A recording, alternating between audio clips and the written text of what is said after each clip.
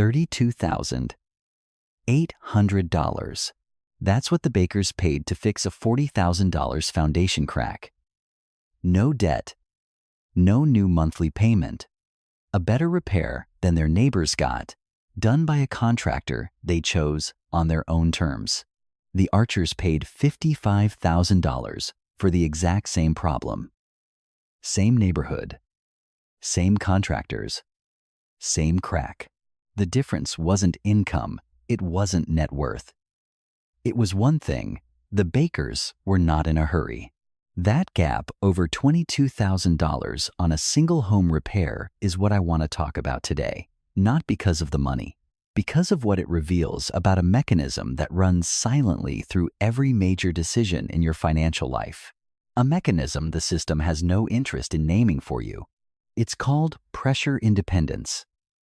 And once you see it, you cannot unsee it. Let me show you exactly how the $22,000 gap was created. Both families discovered the same foundation crack on the same week. 3 contractors visited each house. The quotes were nearly identical for both. $40,000. Standard repair. Start as soon as possible. Here's where the paths diverge. The Archers had done everything right by conventional standards. A healthy $401k, a $529 for the kids, a $20,000 emergency fund their advisor praised 6 months of essential expenses, exactly as recommended. Every dollar had a job. Their balance sheet was a model of efficiency. There was no slack. The bakers had made a choice that looked less optimal on paper. Same $401k, same college savings, but for the last decade, they'd also been quietly building a taxable brokerage account, index funds, and cash. No specific purpose, no specific timeline, about $150,000. Their financial advisor called it a cash drag that was hurting long-term returns. The money looked lazy, unproductive. To a spreadsheet optimizer, it was a flaw. That flaw was about to be worth $22,000. The Archers sat at their kitchen table the night after the last contractor left. The glossy folder sat between them. The pressure filled the room like something physical. Their emergency fund was for job loss, not this. Using it felt like setting fire to their only lifeboat. A $401k loan was possible, but would chain them even tighter to their jobs. They didn't have a personal brokerage account of any size. Their extra money had always gone to the optimized accounts. That left one option that felt adult: a home equity line of credit. The bank was friendly, reassuring, and entirely happy to help. Approved in a week. They hired the contractor, who could start soonest, not the best one, the fastest one, just to get the stress out of the house. 3 weeks later, the crack was fixed. The pressure transformed. Not gone transformed. The acute, sharp pressure of a $40,000 problem became the chronic, dull pressure of a new monthly payment. Running the math on this illustrative example, at 7% over 10 years, that HELOC costs roughly $464 a month. Over the decade, they'll pay approximately $15,700 in interest. On top of the $40,000, repair a total of around $55,700 committed to solving this one problem. Their balance sheet is now more fragile. Their monthly cash flow is tighter. They are less resilient for the next crisis. The system ratcheted them one click down. The bakers called the same contractors back and asked a different question. Not when can you start, but what's the minimum we need to do right now to stabilize this before winter? One contractor quoted $1,000 for a temporary professional patch. They said yes. They had just bought themselves 6 months. Their inefficient money had been converted directly into time for the next 3 months. They didn't call contractors. They called a structural engineer, someone who sells information, not repairs, and therefore has no incentive to sell a particular solution. $800 for an independent assessment. The engineer's report outlined 3 different repair methods. One of them was far less invasive and more permanent than anything the original contractors had proposed, because those contractors only sold the solution their crew was trained to deliver. Armed with unbiased information and no deadline, the bakers went back to the market, this time as buyers, not as distressed homeowners. They called smaller companies building their reputations. They called in January, when contractors are idle and bids are competitive. The power dynamic had completely flipped. 4 months after discovering the crack, they signed a contract. Superior method, $31,000. Paid from the brokerage account. No new debt. No new monthly payment. Cash flow unchanged. Resilience identical to what it was before the crack appeared. Final score in this illustrative scenario. Archers, $55,700 and counting. Bakers, $32,800, done. The difference wasn't intelligence. It wasn't income. It was the ability to pause. That ability to pause. That's pressure independence.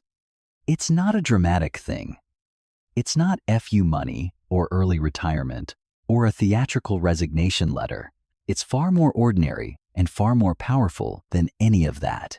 It's the ability to let a broken car sit in your driveway for 6 months while you decide what to do. Most people reading that sentence feel a visceral rejection. I need the car for work. The HOA will fine me. What will the neighbors think? That immediate, involuntary cascade, that is the signal. That is you touching the invisible wall. The fact that you cannot simply wait is the most important piece of financial data you possess. It tells you who controls your timeline. Pressure independence is the gap between stimulus and response. The financial system profits from that gap being zero. A system built on lending requires rhythmic, predictable payments. Your mortgage, your car loan, your credit card, they are metronomes. The system doesn't want you in crisis. A default is a loss. It wants you slightly pressured, always in motion, never quite able to stop and think, who designed this? No single architect. It's an emergent property, a ghost in the machine born from the marriage of a consumer credit system and an economy that runs on velocity. But look at the incentive structures and a picture emerges. The auto repair shop, the contractor, the surgeon's scheduling desk, their pricing models are built, often implicitly, around your lack of time.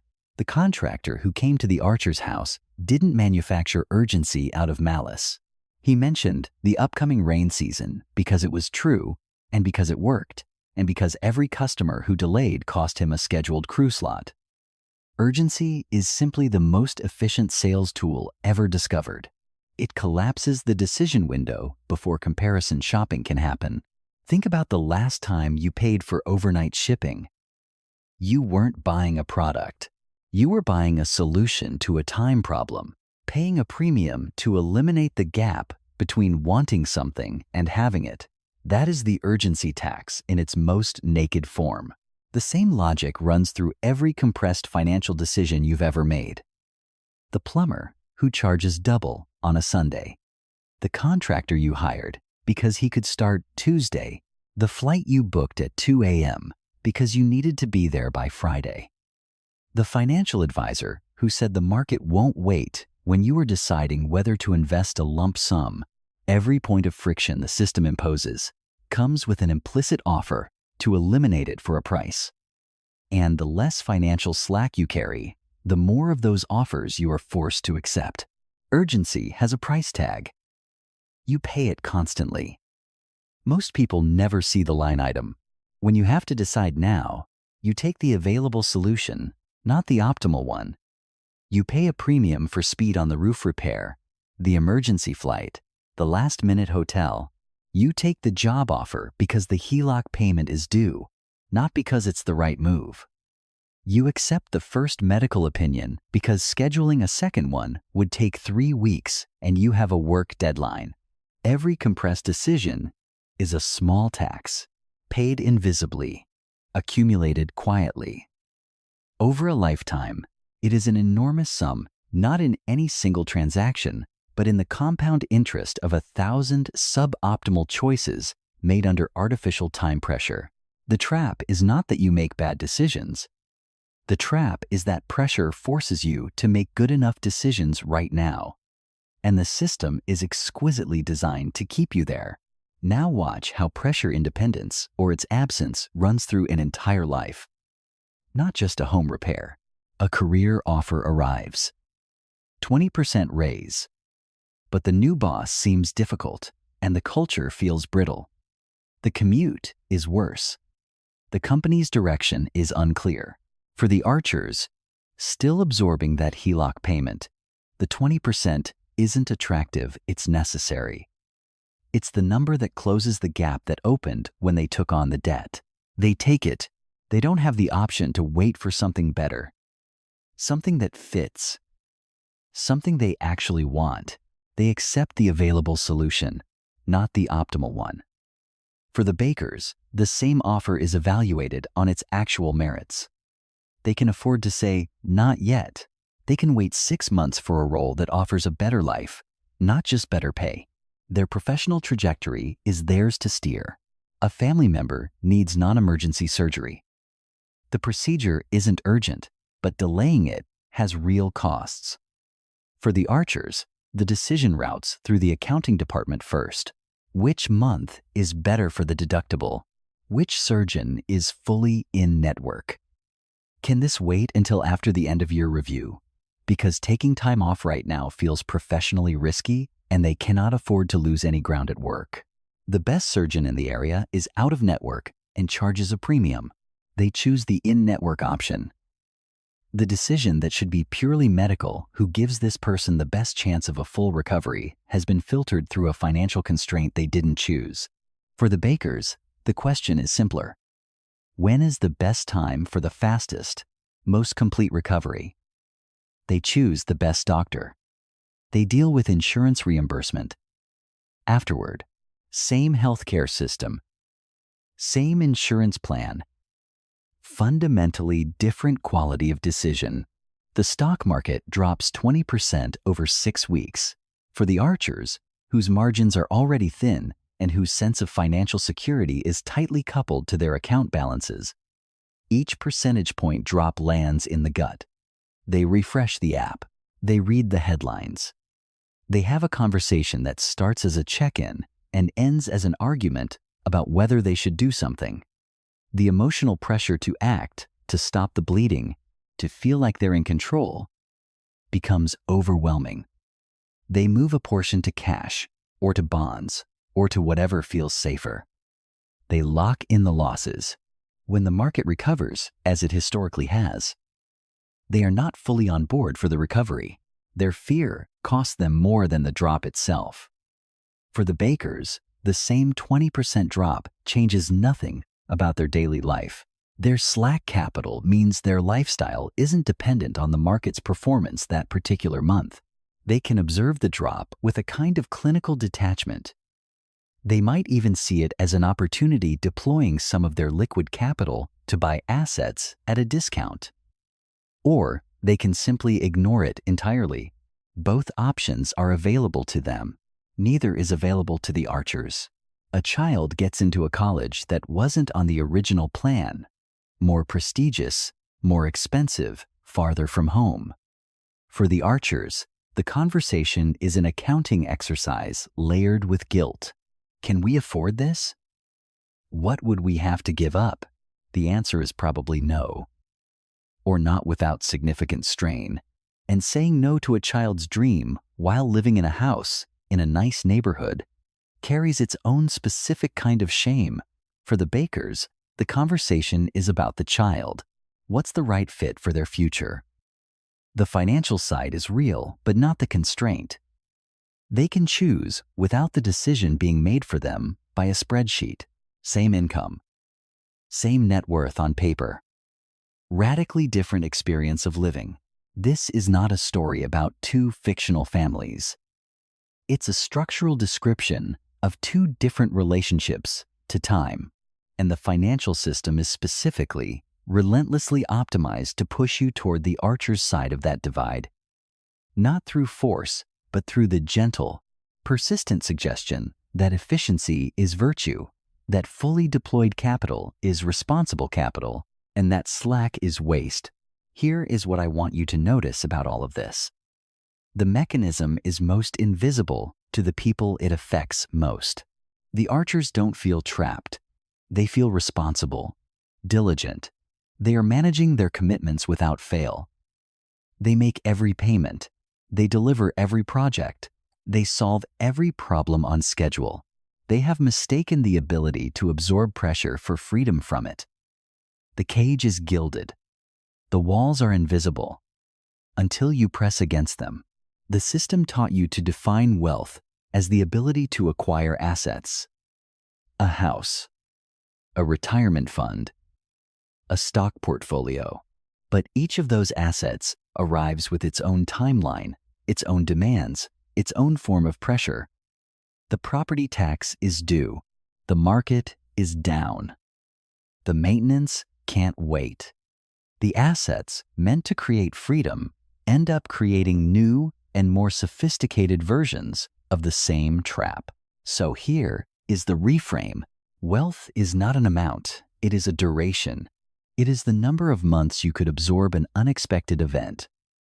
A job loss, a health crisis, a broken foundation, without being forced to make a single major decision from a position of weakness. Not how much do you have, but how long can you wait? The financial system has no interest in you measuring wealth this way. Because if you did, the balance sheet would look very different. Your retirement account, locked behind a penalty wall until you're 59 and a half, doesn't count. Your home equity, requiring weeks of paperwork and underwriting to access, doesn't count. Your stock portfolio, which can be liquidated but only with settlement delays and potential tax consequences, counts only partially. What counts is the capital that is available to you, without conditions, without penalties, without a permission structure this week, if necessary. For most high-earning households, that number is shockingly small relative to their stated net worth, not because they made bad decisions, because they were told the right decisions were the ones that locked the money away. The inefficient pool of capital the bakers built is not a cash drag. It is a pressure shield. It is time stored in financial form. It is the distance between a problem and your response to it. That distance, that pause, is what freedom actually feels like. Not the car, not the house, not the green arrow on the quarterly statement. The pause, the ability to look at a $40,000 problem and feel annoyance instead of fear. The ability to look at a bad job offer and feel curiosity about what else might come. The ability to look at a market drop and feel nothing in particular. That emotional flatness in the face of pressure, that is the product. That is what the bakers bought with their inefficient money, and it cannot be purchased any other way. Everything else is just a more comfortable form of urgency. You optimized everything except the question of what you were optimizing for. When was the last time you made a major decision faster than you wanted to, simply because you felt you had no other choice? This is one mechanism. The others work the same way. Same architecture. Different rooms of the same house.